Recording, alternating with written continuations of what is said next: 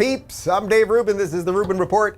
Direct message. Yes, I am back in studio today, April 8th, 2021. 17 years, 4 months, 3 weeks, and 6 days since 2 weeks to flatten the curve. It's very good to be with you guys. We are doing an Ask Me Anything Q&A directly from the Rubin Report community at rubinreport.locals.com. We got a gajillion questions there all over the map. I'm going to get to as many as possible. As always, don't forget to subscribe and click that notification bell. And as many of you guys know, I was in New York City for a couple days the greater New York area. I was only in New York City for 1 day. I'll get to that in one of the questions. It's a very, very scary place, and you should run as far away from that place as possible. I'll get to that in a little bit. But I did the debut of the Greg Gutfeld show. He moved from just Saturday nights to 5 nights a week, 11 p.m. on Fox News, where he's doing his panel show. It's an hour-long situation. They crushed it, absolutely crushed it on night one. Almost 2 million viewers, which is fantastic, obviously, for cable news at that hour. And I think he's going to take out. I'm saying it right now. I think by the end of the year, his ratings will be better than all of the network hosts, whoever, there's Colbert, and there's the guy in blackface, and the other guy, and the other one, and they're all pretty terrible. I think Gutfeld is gonna knock it out of the park. I'm gonna try to get to New York about once a month to do that. Okay, before we get to anything though, we're gonna do one story, which is about Biden's executive action on guns, which he just announced, and it's sort of a perfect story because I've been referencing this clip from the debates when Kamala and him got into it about executive actions on guns, and I think you're gonna see why poor Joe is just over his head at the moment. Before we do that though, guys, I want to talk to you about Hartford Gold. I spend a lot of time talking about cancel culture and how the left tries to silence people and the issues that they don't want to hear about. Well, here's something we can't cancel no matter how hard we close our eyes or plug our ears. The Biden administration is spending excessively while killing energy jobs and dragging out lockdowns. This can be catastrophic for the American dollar, which is why it's smart to invest in things that are real with intrinsic value, which is why I'm encouraging you guys to invest in gold. I recommend you speak to my friends over at American Hartford Gold. They sell physical gold and silver delivered right to your door or inside your IRA Plus. They make it easy, and with a A+ rating from the Better Business Bureau and thousands of satisfied clients, I know you will come to trust them too. When you call today, they'll give you up to $1,500 worth of free silver with your first order, so now's a great time to check them out. Call 866-219-9311. That's 866-219-9311, or text Rubin to 65532. Don't wait. Secure your financial future with gold. And now back to me. Okay, so you may have seen it already. It's breaking at the moment. All hell's breaking loose on the twitter.com over there. Joe Biden gave a little talk this morning, read off the prompter fairly well for old Joe, basically doing an executive action move on guns, which we kind of all saw coming. Now I'm going to play a clip. We're going to show you a little bit from the chat that he gave at the chat, whatever the hell it is, the oration, the speech, the pre-written thing that he gave at the White House today. We'll do that in just a second. But over the last 6 months or so, I have many, many times referenced this very specific clip that we're going to show you right now, where Joe Biden and Kamala Harris get into it during one of the debates. Now, you may remember, she did run for president. She got out very early and was polling at 0 and then became the vice president. It's quite extraordinary. But Biden tries to defend the Constitution as Kamala tries to trample it. And I think you'll see why we're playing this right now. Take a look. You did bring up assault weapons here, and many of you on this stage have talked about executive orders. Senator Harris, you have said that you would take executive action on guns within your first 100 days, including banning imports of AR-15 assault weapons. That's right. President Obama, after Sandy Hook, more than 23 executive actions, and yet here we all are today. In recent days, former Vice President Biden has said about executive orders, some really talented people are seeking the nomination. They said, I'm going to issue an executive order. Biden saying there's no constitutional authority to issue that executive order when they say I'm going to eliminate assault weapons, saying you can't do it by executive order any more than Trump can do things when he says he can do it by executive order. Does the vice president have a point there? Some things you can, many things you can't. Let's let the senator answer. Well, I mean, I would just say, hey, Joe, instead of saying, no, we can't, let's say, yes, we can. Let's be constitutional. We got a constitution. And yes, we can. Man, That clip almost sums up everything you need to know about this story going forward. There is old Joe, who actually seems sharper than he seems right now, saying you cannot do everything on guns via executive action, right? We have separation of powers, okay? You can't do it as long as the Constitution means something. I don't think they really believe in the Constitution at this point, but I think you get the point. But there's Kamala Harris saying, with her that evil cackling laugh, and she sounds a little bit like a stoner at the end of the night. Joe, can't we say yes, we can? Ugh. So you see it. That's a real fundamental difference. Now, Joe, unfortunately for Joe, is in the wrong room in the wrong year discussing the wrong thing, because I don't think anyone in that audience, nor his base, nor clearly the woke progressives, they care about the Constitution. I don't think they care. So what Kamala's evil cackling diatribe really is about is kind of where the energy is, which is it doesn't matter what the Constitution says. We're going to do what we want. Can't we just say yes, we can? It doesn't really matter, because who's going to stand up for the Constitution? Joe, who at his best or at his peak before whatever's going on with him, understood that you can't do all those things. Okay, so I've referenced that clip many times because I always thought somehow it was going to bubble back into the present. So now let's just show you a short clip of Joe Biden today. Most people don't know it. You walk into a store and you buy a gun, you have a background check. But you go to a gun show, you can buy whatever you want and no background check. Okay, so that is a lie. We'll get to the specifics on that. I'm going to actually use facts and numbers in just a second to show you why that is a lie. That there is a gun show loophole, but it is not anything near what Joe is implying, that you can just walk into a gun show and get a gun. Just not true. We'll get to it in a moment, but let's just get a little bit more on the specifics of all of this. This is from the Daily Wire. President Joe Biden announced on Wednesday evening the administration's new far-left executive order aimed at cracking down on the Second Amendment and the hiring of a new director of the Bureau of Alcohol, Tobacco, and Firearms, who comes from an anti-Second Amendment group. The Bureau of Alcohol, Tobacco, and Firearms, they're having a good time over there. The Hill went on to say the Department of Justice will issue a series of proposed rules aimed at restricting the proliferation of so-called ghost guns, encouraging states to adopt red flag laws, and tightening loopholes around certain modified pistols. And we've got a quote from a senior Biden administration official when speaking to reporters. The president will not wait for Congress to act before the administration takes our own steps, solely within the administration's authority and the Second Amendment to save lives. I mean, that statement is sort of meaningless because you really can't.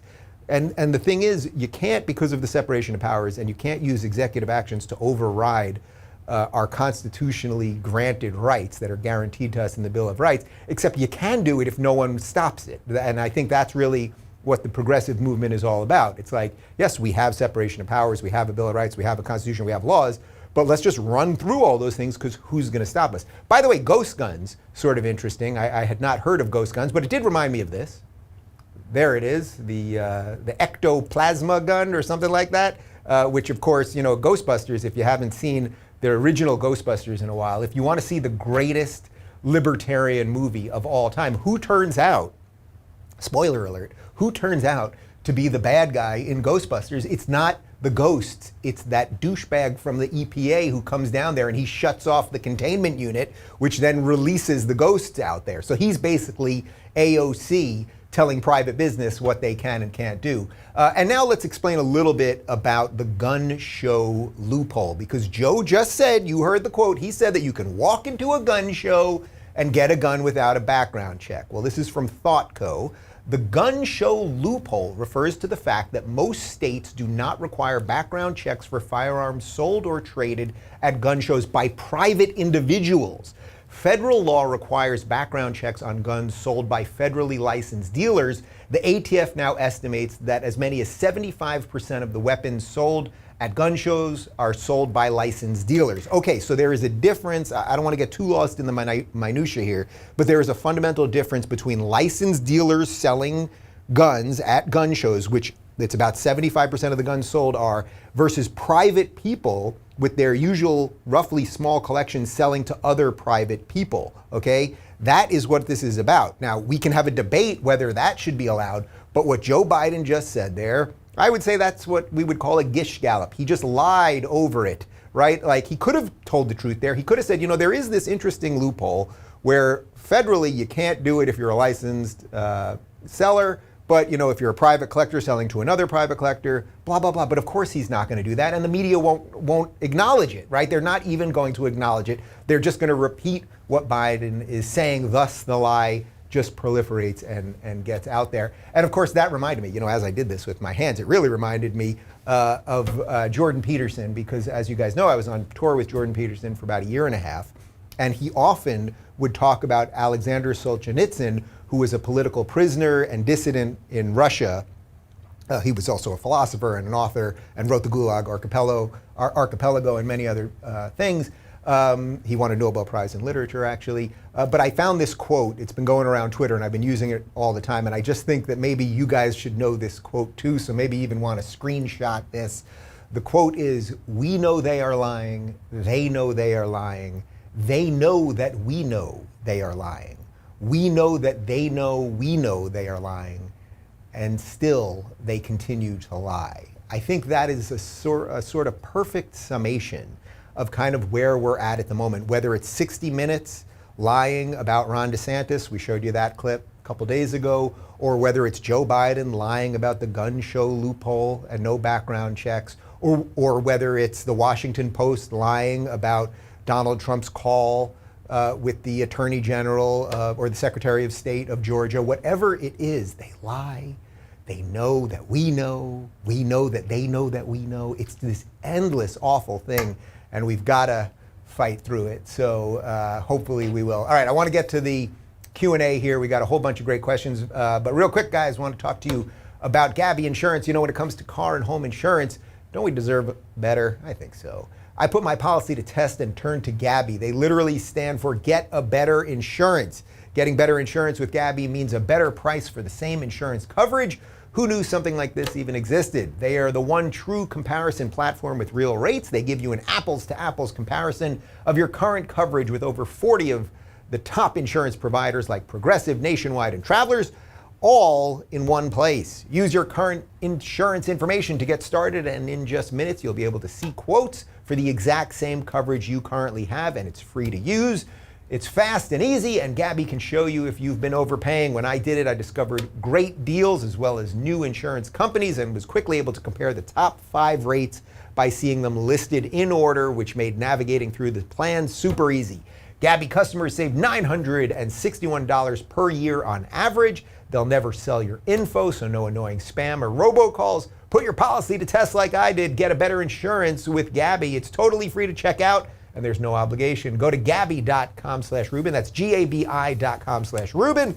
GABI.com/Rubin. And now back to me. Okay, I will try to be brief to get to as many as possible. If it's possible, we shall see. Zionist says, will you be boycotting United Airlines, Delta Airlines, Coca-Cola, and other companies that go woke? What do you think all conservatives should do, in effect? Well, look, I think everyone can vote with the dollar, right? You can vote with your vote, and you can vote with your dollar. By the way, people, there seems to be some confusion as to whether boycotting something is cancel culture. I mean, if you decide, okay, Coca-Cola or Delta or whatever it might be, some giant corporation is putting ideas out there that you don't like, that don't sort of jive with your worldview.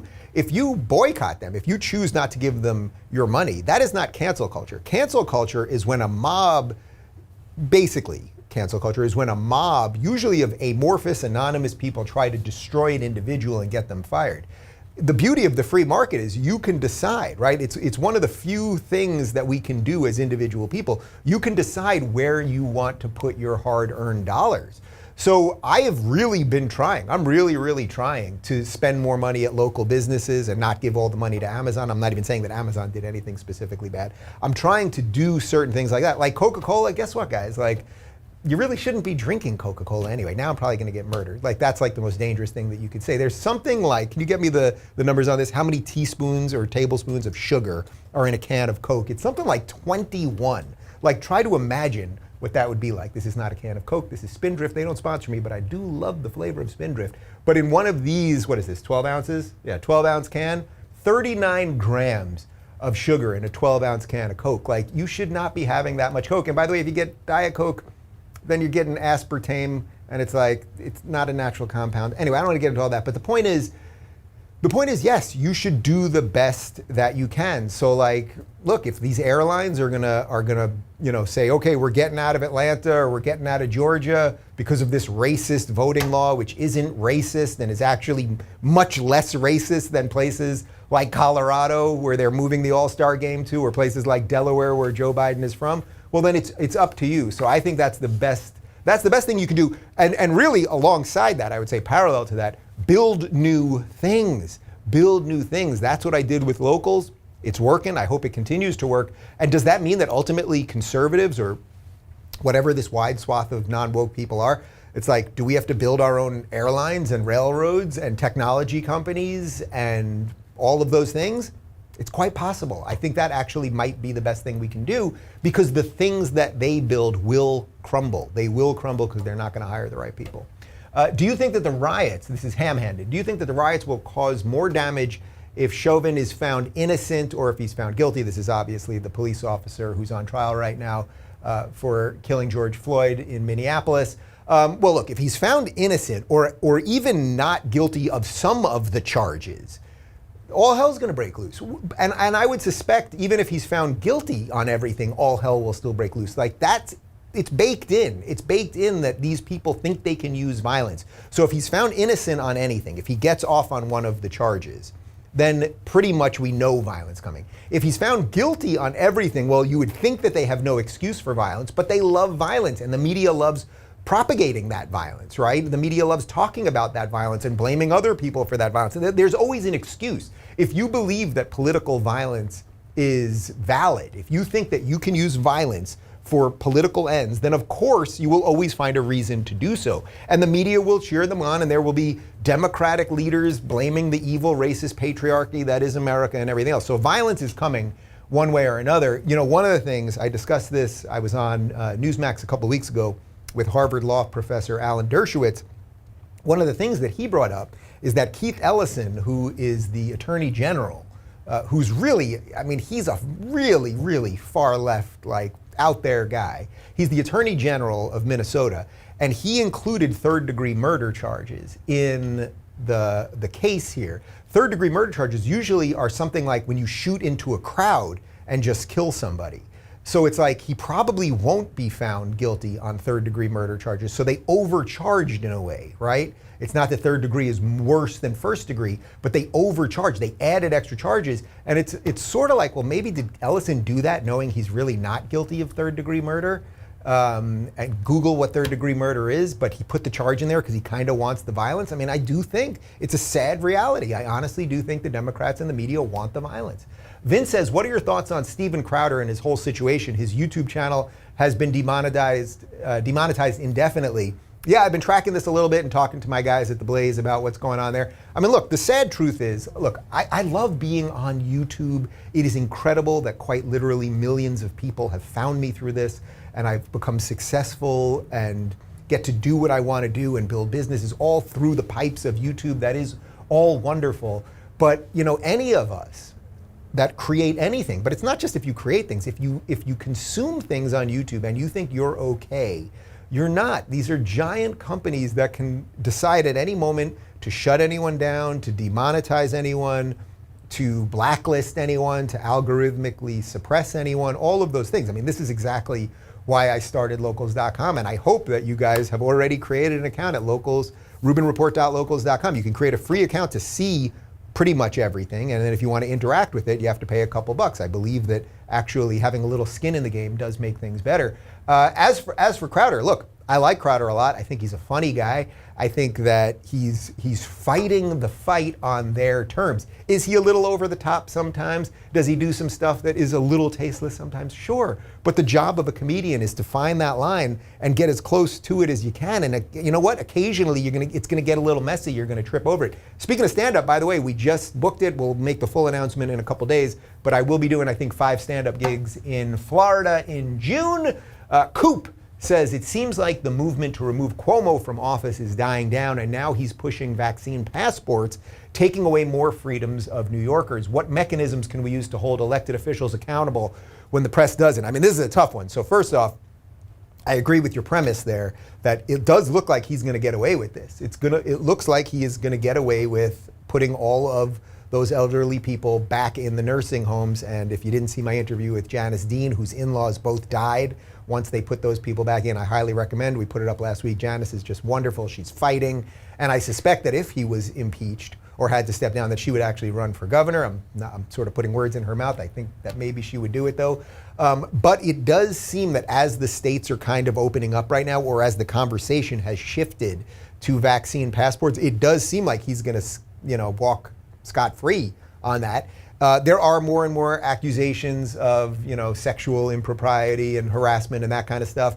Again, when it comes to that kind of stuff, I don't believe you're guilty until you're proven guilty. That's not the set of rules that they use. They use the believe all women. That's what he wanted people to believe when it was not him being accused, right?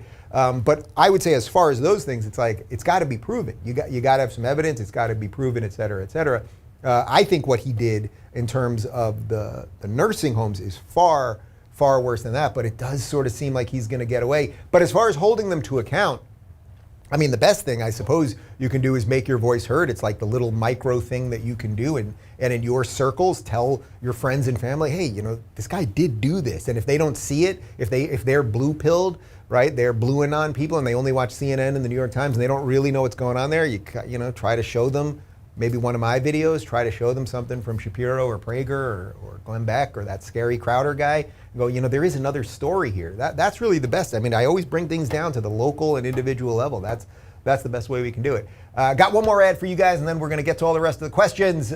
Free email services like Gmail and Yahoo aren't really free. You pay with your privacy, and since those companies have access to every email you send and receive, big tech can sell your data to the highest bidder. Have I talked about this before?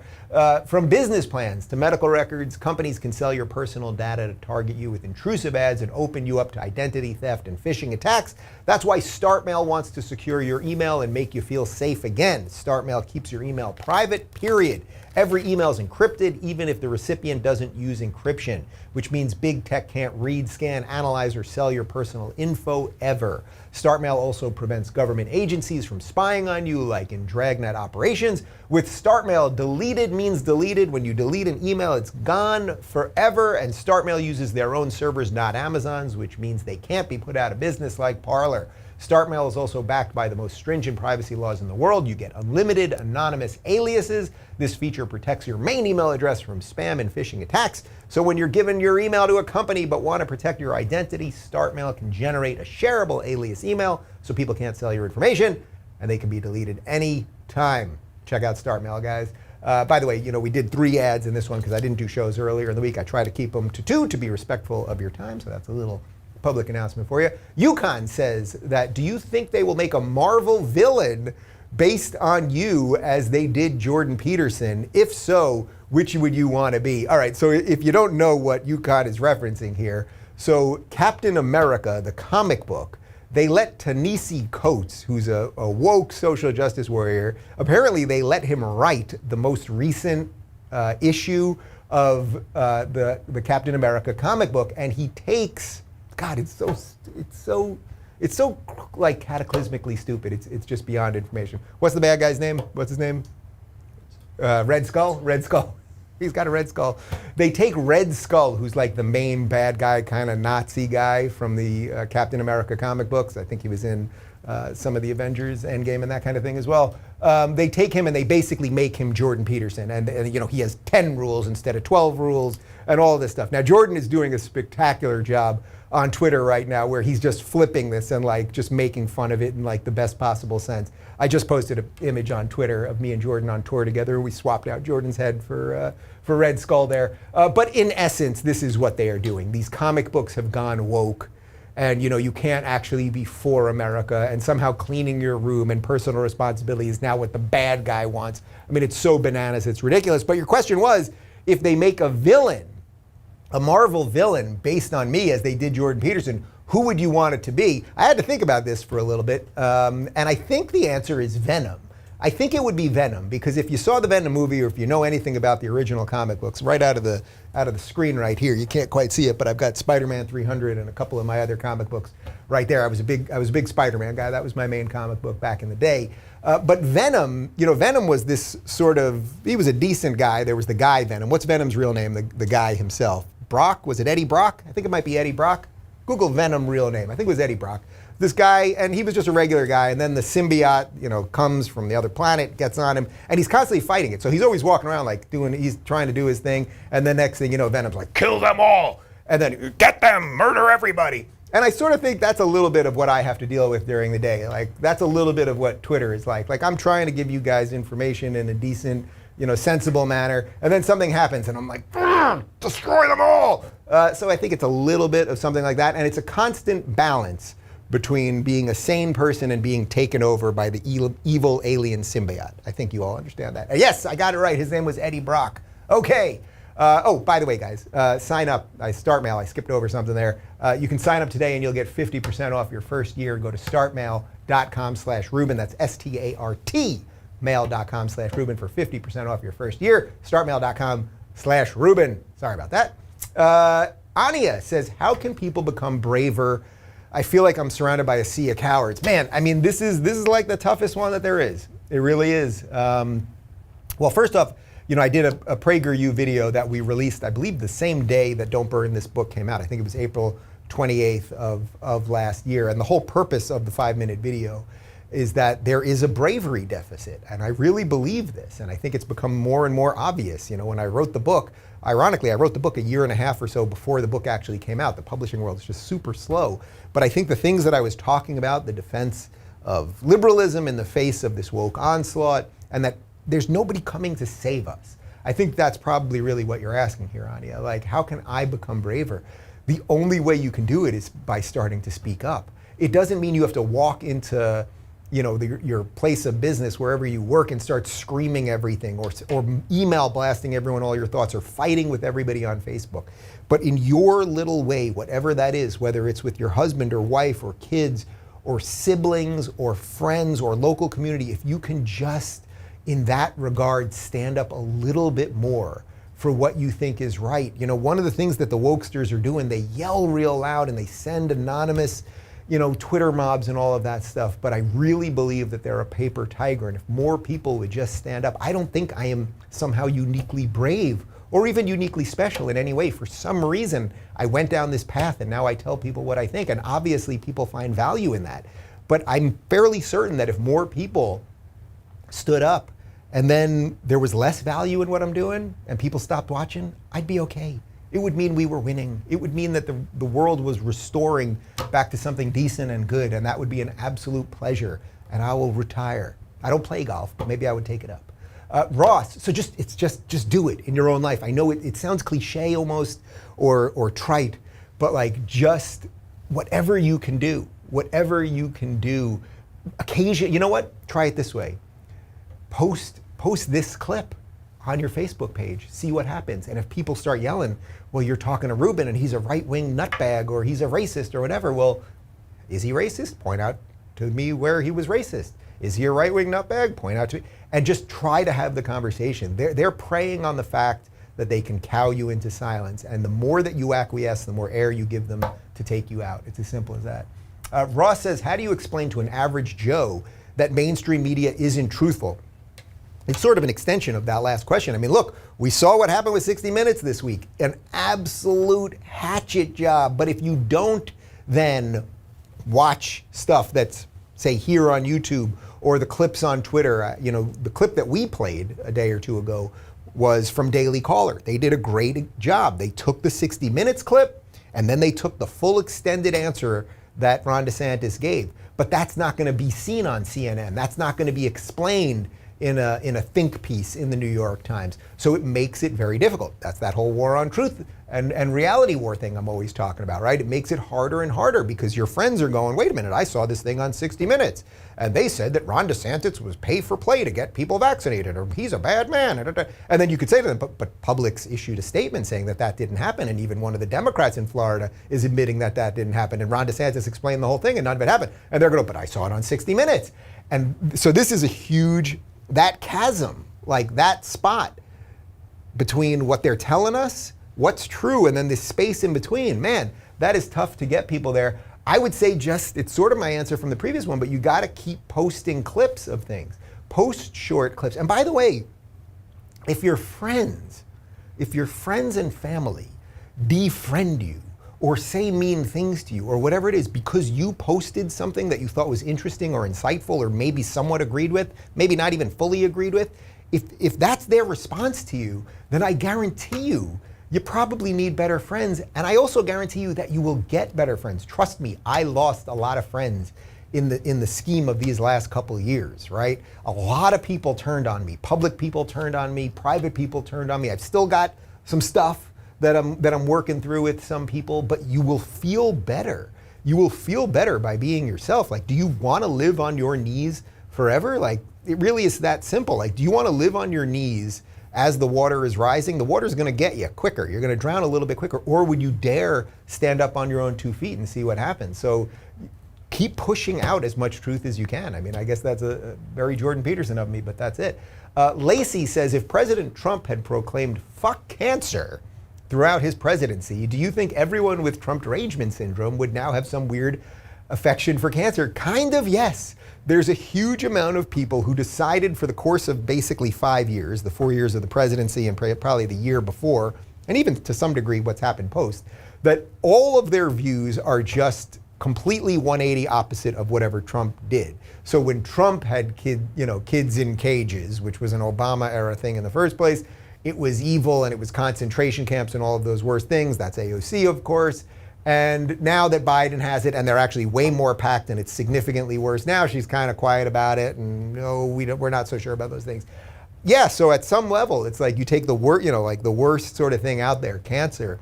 If Trump had, well, let's do it this way, since we're talking a lot about vaccines and things of that nature. If Trump had said 3 years ago, we found a vaccine for cancer, and if everybody gets vaccinated with this thing, we're not going to have cancer anymore. Try to imagine what the media would have said. Let's assume it was true for a moment, that they actually cured cancer under the Trump administration, and the FDA said, we did it.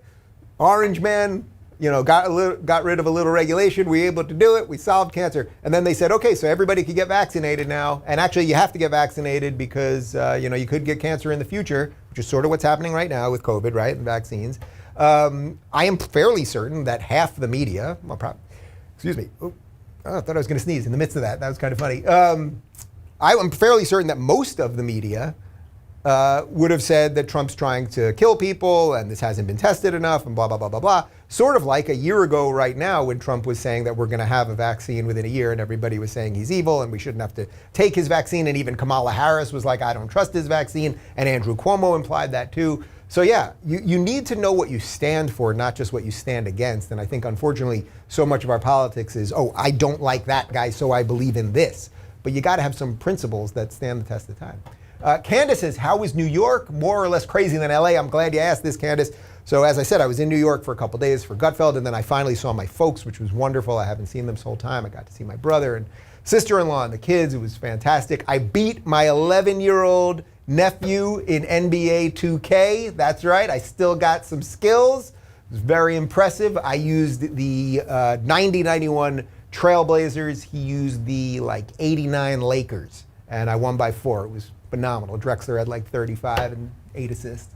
Anywho, New York City itself, I'm trying not to be hyperbolic or sarcastic or over the top here. It was legit kind of scary. So, because the Gutfeld people took care of me, I was staying with my brother, then a car picked me up dropped me off right in Midtown at the Fox News studios.